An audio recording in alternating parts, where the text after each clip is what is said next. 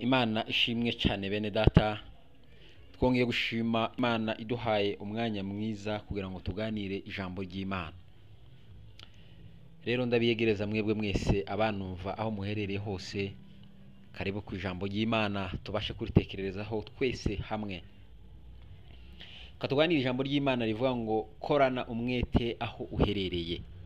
Korana umwete aho uherereye, ariko uzi impembo ko ziri imbere. Ukora neza impembo ziri imbere, ukora nabi impembo naho ziri imbere. Nta giti kitera imbuto kandi nta giti kidasoromwa.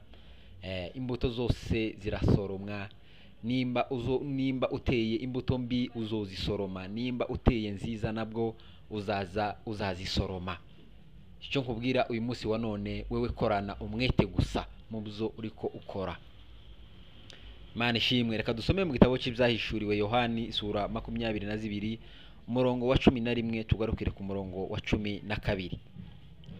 Aravuga ngo ukiranirwa agumye akiranirwe, uwanduye mu mutima agumye yandure, umukiranutsi agumye akiranuke, uwera agumye yezwe. 12 hakavuga ngo ndore ndaza vuba zanye ingororano, kugira ngo ngororere umuntu wese ibikwiye ibyo yakoze. Imana ishimwe cyane. Aya ni amagambo y'Imana. Uyu ni Yohani ubwo yari yajanywe n'umwuka akomeza kwerekwa ibintu byinshi, yerekwa inyamaswa, yerekwa ibyago 7 bigiye kuzatera isi, yerekwa umwana w'Imana aho yicaye ku ntebe y'ubwami. Ibyo byose ariko nyuma y'ibyo bisoza, ijwi ry'Imana ryongera rimuzaho, riramubwira ati ukiranirwa akomeze akiranirwe, kandi uwandura mu mutima nawe akomeze yanduzwe, n'uwera nawe akomeze yezwe. Mwene data we unumva, icyiza nuko wabwirijwe kenshi kandi uzi ijambo ry'Imana ndetse kurota abaribwiriza. Icyiza nuko uzi yuko iherezo rya byose riri bugufi.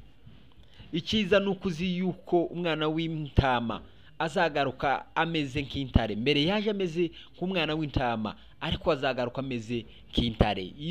Ibyiza nuko ubizi. Imana ishimwe cyane. Ibyiza nuko uzi ukuri kw'amagambo, nuko uzi yuko hariho umunsi uzatwika nk'itanura ry'umuriro, abibone bose n'inkozi z'ibibi abo bazasha bagahinduka ibishingwe. Ibyiza nuko ubizi. Rero mu gihe ubizi, komeza inzira urimo kandi uyikomezanye umwete, kandi n'imirimo uri gukora uyu munsi wa none ukomeze uyikorane umwete. Nimba ukomeje gukora nabi, bikorane imbaraga nyinshi kugira ngo ukorera nawe azaguhembe.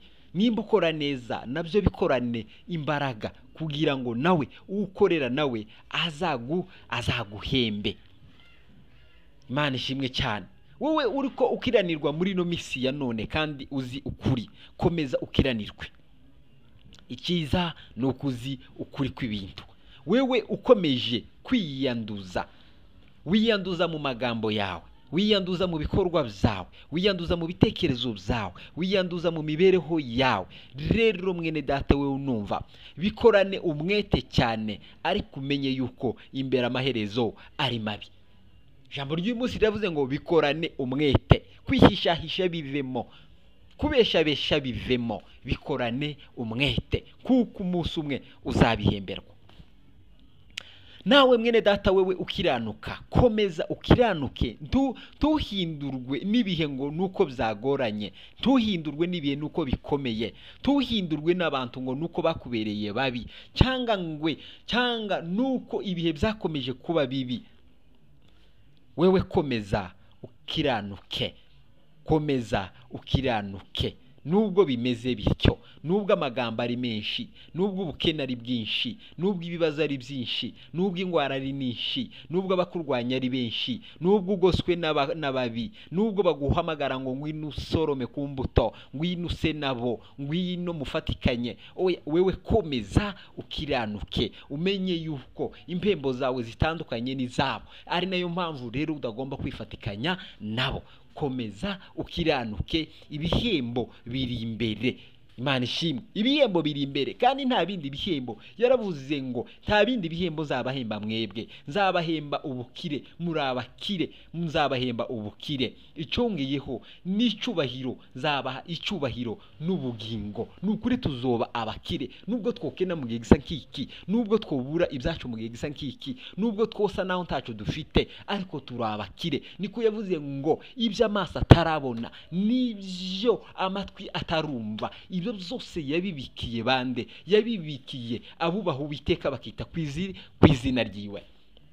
Imana ishimwe. Ni ukuvuga ngo turabakire. Ibyo tutarabona, amamodokari tutarabona, amazu tutarabona, n'ibyo tutaranatekereza by'ubukire, ibyo byose bibikiwe abakiranutsi b'Imana. Ni ukuvuga ngo turabakire. Imana ishimwe. Nawe ukomeza kwezwa, komeza wezwe, woye kwanduzwa n'ibyo ubona, woye kwanduzwa na modernization iri ku isi. Imana ishimwe. Woye kwanduzwa n'amagambo mabi y'abantu bakuvugaho, woye kwanduzwa n'ibikorwa bibi bagukorera, woye kwanduzwa n'ibishuko bagushuka buri munsi, ngwino. Reka kwanduzwa, ahubwo wewe komeza wezwe. Imana ishimwe. Komeza wezwe, kuko abejejwe abo nibo bazabona Imana. Abejejwe nibo bazegera kuri cya giti cy'ubugingo. Abejejwe nibo bazaririmba indirimbo y'umwana w'intama w'Imana. Abejejwe nibo urupfu rwa kabiri rutazagiraho imbaraga. Imana ishimwe cyane. Niko kandi yabyanditse hepfo ku murongo wa 15, aravuga ngo hanze hazaba imbwa, hazaba abarozi, hazaba abasambanyi, hazaba n'abicanyi, n'abasenga ibishushanyo, n'umuntu wese ukunda kubesha ndetse akanabikora.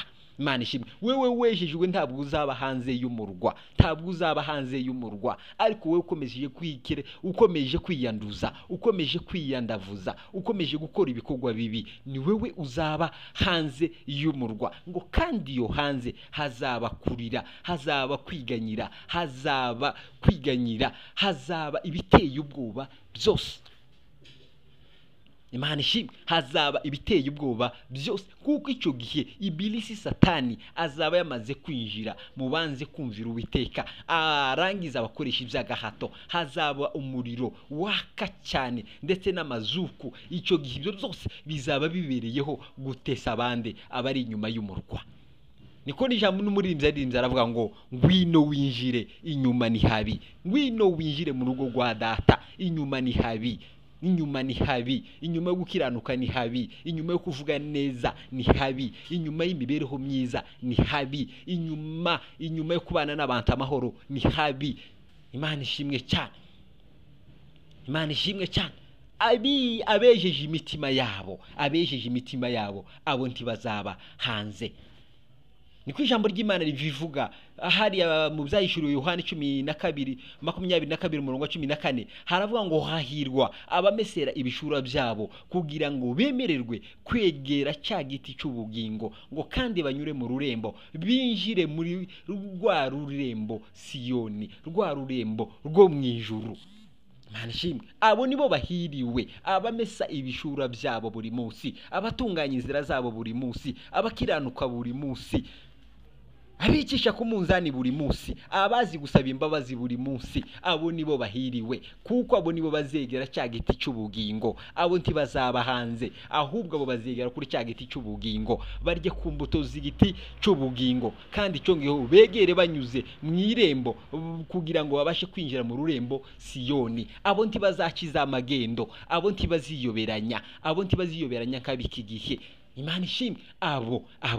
Abo nibo bazemererwa kwinjira muri rwa rurembo Siyoni. Abo nibo bazaba bafite axe, ariko bazaba hanze n'abarozi. Imana ishimwe. Hazaba imbwa zidafite agaciro.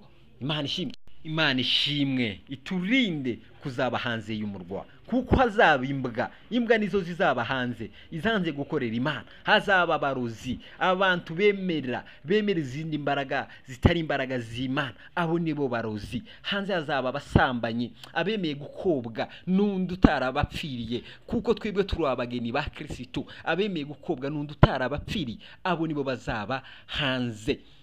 N'abicanyi, abahora bica amategeko y'Imana, batumvira Imana, bahora bica abandi mu bandi, bahora bicana mu bitekerezo, abo bazaba hanze. N'abasenga ibishushanyo, n'abadaheza umwanya Imana agaciro, n'abadaheza Imana agaciro, batayiheza umwanya mu mitima yabo, abo bazaba hanze. N'umuntu wese ukunda kubeshya ndetse akanabikora, abantu bakunda kubesha ndetse bakanabikora, badatinya Imana ndetse bakarahira ukuri kw'Imana mu binyoma, ndetse bagasezeranya gukorera Imana ibyo badakora, ababeshi bose ndetse bagakunda no kubikora, abo bazaba hanze. Ntibazaba mu mugwa wo mu ijuru.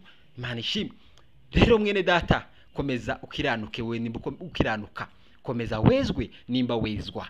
Abantu tibakumara imbaraga z'umutima, abantu tibakwanduze. Nimba wezwa, komeza wezwe. Kandi nimba nawe ukiranirwa, komeza ukiranirwe. Komeza ukore nabi, komeza ukore ibyangwa n'Uwiteka, lakini siku yuwaja, iminsi kiraza.